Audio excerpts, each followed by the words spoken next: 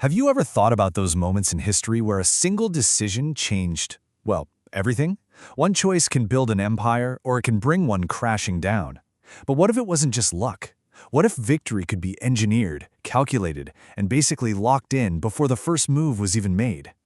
And that, right there, is the big question. According to the legendary strategist Sun Tzu, true mastery isn't found in the chaos of battle, but in the quiet, careful calculations you make beforehand. For him, victory wasn't just something you hoped for, it was a conclusion you reached through clear-eyed analysis. So, here's our game plan for today. We're going to start with the sheer chaos of making big decisions, and then we'll unpack Sun Tzu's amazing formula for cutting right through that noise. We'll break down his framework, the 5 matters and 7 questions, and then see it in action with a legendary historical case study. And finally, we'll pull all that ancient wisdom into the present day. Think about it. Every major turning point in history, every rise and every fall, it's all powered by a chain of critical decisions. These things aren't just random chance. They are the direct result of strategic thinking, or sometimes a total lack of it. You know the feeling. When you're facing a massive choice, all the variables can seem totally overwhelming. It's messy, it's complex, it's like trying to find your way in the middle of a hurricane. And this is the exact problem Sun Tzu set out to solve over 2,000 years ago.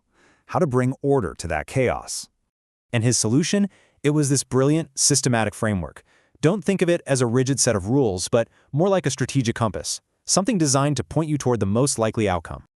At the very heart of this system is a concept called Wu Shi Qi Ji, which translates to the 5 matters and 7 plans. You can think of it as a powerful analytical tool.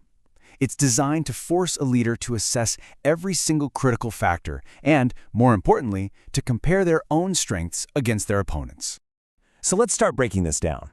It all begins with what Sun Tzu called the 5 pillars of power. These are the absolute fundamental conditions you have to understand for any strategic challenge. All right, so here are the 5. First up is the way. Do you have moral authority? Are your people truly with you? Next is heaven. Is the timing right? Are the external conditions, maybe even the political climate, on your side? Then you have earth. Do you understand the physical ground you're fighting on and know how to use it? After that, the general. How good is your leadership really? And finally, the method. How solid is your organization, your discipline, your supply chain? Now here's the crucial part. You have to analyze all 5 of these for yourself and for your opponent. Okay, so you've got these 5 big picture concepts, but Sun Tzu then sharpens them into a very practical head-to-head checklist. This is where the rubber meets the road. These are the 7 questions. Now this is where brutal honesty comes in. It's not enough to say, yeah, my leader is good. The question is our ruler's moral influence stronger than theirs? It's not about having rules. It's about asking whose orders are actually followed better, whose troops are more trained, whose system of rewards and punishments is clearer. See what this does? It completely removes your ego and wishful thinking from the equation and replaces it with a cold, hard calculation of who has the real advantage. All right, so this all sounds great in theory, right? But does it actually work in the real world? Well, let's take a look at one of the most brilliant strategic plans in all of Chinese history, the Longzhong Plan, put together by the master strategist Zhuge Liang. Okay, picture this. The year is 207 AD. We have Liu Bei, a warlord with a famous family name, but no land, barely an army, and enemies closing in from all sides. He is on the brink of total failure. So in a last-ditch effort, he goes to this humble little cottage to ask a reclusive but brilliant scholar named Zhuge Liang for help. Zhuge Liang doesn't start with a pep talk. He starts with a dose of harsh reality, just like Sun Tzu would have. He looks at Liu Bei's biggest rival, the incredibly powerful warlord Cao Cao, and his assessment is blunt. You cannot fight him head-on, period. A direct fight is a losing fight. And check this out. This is the 5 matters playing out in real time. Zhuge Liang analyzes the whole board. He sees Cao Cao has heaven on his side. He controls the emperor, giving him political legitimacy. He sees another warlord, Sun Quan, has earth. He's protected by a giant river, and the way, because his family has ruled the south for generations and the people are loyal. So, what's left for Liu Bei? Zhuge Liang points out his one key strength, his own claim to the way because of his royal blood. And the opportunity? It's not to fight the strong guys. It's to go after the weak, incompetent rulers in 2 strategically crucial provinces. And out of that cold, hard analysis comes this crystal-clear 3-step plan. Step 1. Take those provinces from the weak rulers to finally get a secure base. Step 2, use diplomacy. Make an alliance with Sun Quan to team up against the much bigger threat, Cao Cao. And then, and only then, when the time is right, when heaven shifts in your favor, do you launch the final attack.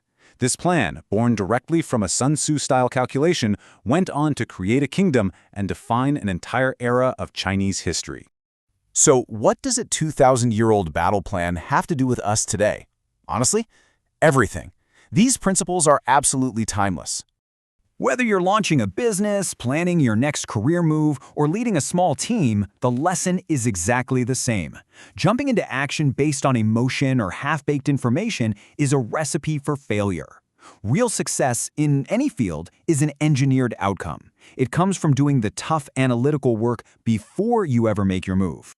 So if you're going to remember anything from this, let it be these 4 points. 1. Always analyze the fundamental factors first. The way, heaven, earth, the general, the method. 2. Be ruthlessly objective when you compare yourself to the competition. Wishful thinking is the absolute enemy of good strategy. 3. A clear winning plan isn't magic. It's the natural result of tough analysis. And finally, number 4. Victory is engineered. It's not always about working harder. It's about choosing where, when, and if to fight in the first place. So I'll leave you with this. As you face your next big challenge, your next major decision, I want you to try to think like Zhuge Liang. Look at the whole situation through this lens of the 5 matters and 7 questions. And ask yourself this: what is the one critical, honest question you haven't asked yourself yet? Because the answer to that question might just be the key to winning your battle before it even begins.